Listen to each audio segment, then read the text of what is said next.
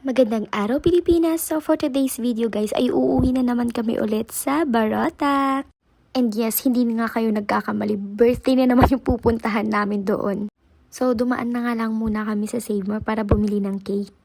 And here we are! Andito na nga kami guys. So pumunta nga kami sa bahay nila Tito Rolen. Nasa Tondo lang to guys. Hindi Tondo, Manila. Tondo, Barotac, Nuevo, ganun. And syempre, ayan, nakahanap ng kalaro si Adi. Todo bantay lang tayo dyan guys kasi baka mahulog na naman ang batang makulit. Pag nahulog, iiyak, tapos magpapakyut, tapos repeat. So sinabi nga ni Tito Rolin sa amin na merong bagong store na parang 7-Eleven daw sa harap ng bahay nila. So kaya pumunta muna kami doon habang wala pang kainan muna. Bali guys, igagala muna yung gutom. Charot, ba't ba palagi na lang akong gutom talaga? So, i-flex ko lang muna yung store nila.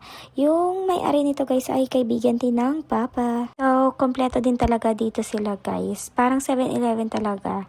Meron silang canned goods, instant coffee, frozen goods, drinks, dessert, ganun mga ice cream, at saka Gcash guys. Kaso nga lang yung available sa kanila is cash in lang.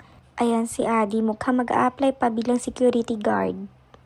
And nung lumabas na nga kami, ito yung nangyari. Ganito din ba yung mga anak nyo? Nakakaloka talaga ang anak ko. Hindi ko na alam kung anak ko pa ba yan o kaninong anak yan.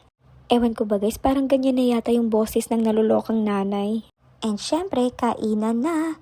Mabuti na lang guys at napermit talaga dyan si Adi sa motor na yan. So, nagdala si Papa ng folding bed galing sa bahay tsaka unan. Tapos yung bata, kesa na si Mama yung mahiga dyan kasi nga sumasakit nga yung puso niya dahil sa menopause niya siguro.